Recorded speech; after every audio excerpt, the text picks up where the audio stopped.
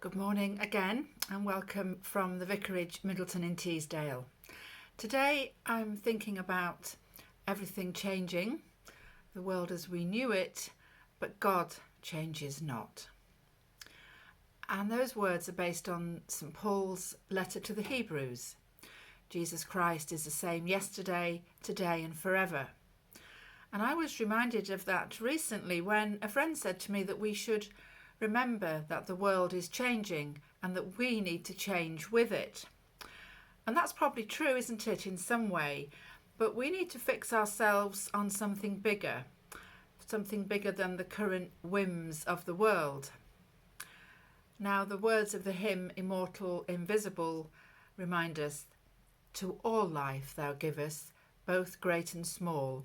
In all life thou livest, the true life of all. We blossom and flourish as leaves on the tree, and wither and perish, but naught changes thee.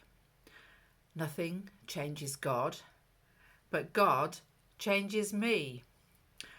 One night in February 1999, having been in a bad place for about 3 months with panic attacks, palpitations and breathlessness, yet another night of insomnia led me in desperation to pray. Now for me that was the last resort, because I'd got out of the habit of praying. And I prayed that night, God, if you will make me well, I'll do anything you ask. Lord, be my guide, take my life. And I visualised myself handing the reins to Christ.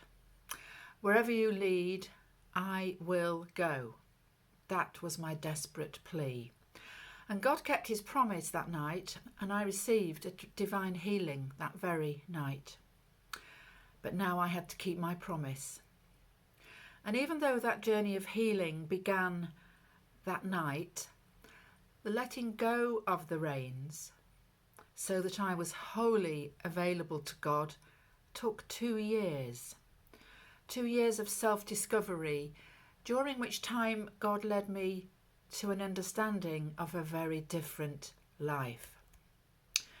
During this difficult time, God challenged me and God changed me. God stripped away from me many of those props that we all cling to, those things that we rely on, and replaced these with a set of seemingly simple truths to guide me through this new life. And I was like a toddler having to learn to walk again. And yet what a difference they made in my life. What strength they gave me. What courage to dare to be different. So why did this transformation take so long? In Christian terms, we call it being born again. Well, time needed to pass for the scars to heal, for the old attitudes to be replaced. It took a long time to let go of the old and make room for the new. It's difficult to change behaviour, and old behaviours often exhaust you and rob you of energy. And it's difficult to be released from this negativity that drains you. It's one of the hardest things to do, as anyone who's tried to give anything up will know. Looking back, I see that it was Jesus Christ who had taken the reins. I walked with Christ. In my wobbly moments, I actually clung to Christ. Christ became my counsellor. Christ revealed God's will for me. Taught me to view all things as God sees them, so that I could see the world through a new lens. People say, well, that's all right for you.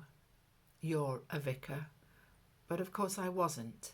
I was a sales rep. I'd been a sales rep for 20 years and pretty unethical sometimes. But God called me to a freedom that I had never known. God calls each of us to a freedom. Most people don't even probably hear the voice of God calling, but I had to be on my knees before I heard God's call. But when we do receive this new freedom, it's the greatest sense of security that only comes from abandoning our will to do the will of God. I'm talking about the soul, my favourite subject.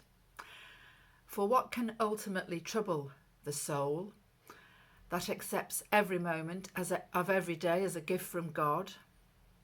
What can trouble that soul? St. Paul reminds us in his letter to the Romans, if God is for us, who can stand against us? Nothing, not even death, can separate us from the love of God. This is the simple truth. It's not a complicated faith. Are we ready to believe it, to fully accept it, and to yield ourselves up to it? This is the ultimate question of faith. It's the question that each of us must answer in the quiet of our own heart and in the depths of our soul. To answer yes, Lord, is to know a peace that the world cannot give. It's to discover a new meaning to life. This life will rarely be glorious, for it is found most often in the most tedious moments. Our spiritual journey will always involve uncertainty and doubt, struggle and failure, but as we grow into maturity in our faith, we'll get better at focusing on the times of joy and hope and peace. And yes, we're not infallible. We do get distracted and irritable and impatient and discouraged and angry at petty things. It's all part of our spiritual struggle. So let us remember that as well as the glimpses of glory, those mountaintop moments, there will mainly be the daily stuff, the undramatic, the routine. Because the Word became flesh and dwelt among us, so that every human, everything human, is the proper concern of every Christian, including the most mundane moments. Like, there's a few words I discovered, and I'm not sure who wrote them. So maybe open your heart and pray this prayer with me. You hollow us out, O God, so that we may carry you, and you endlessly fill us, only to be emptied again. Make smooth, O God, our inward spaces, and sturdy, that we may hold with less resistance and bear you with deeper grace. Our hymn this week, if you wish to find it, is It Is Well With My Soul. It is well with my soul, because I said yes to God. Amen.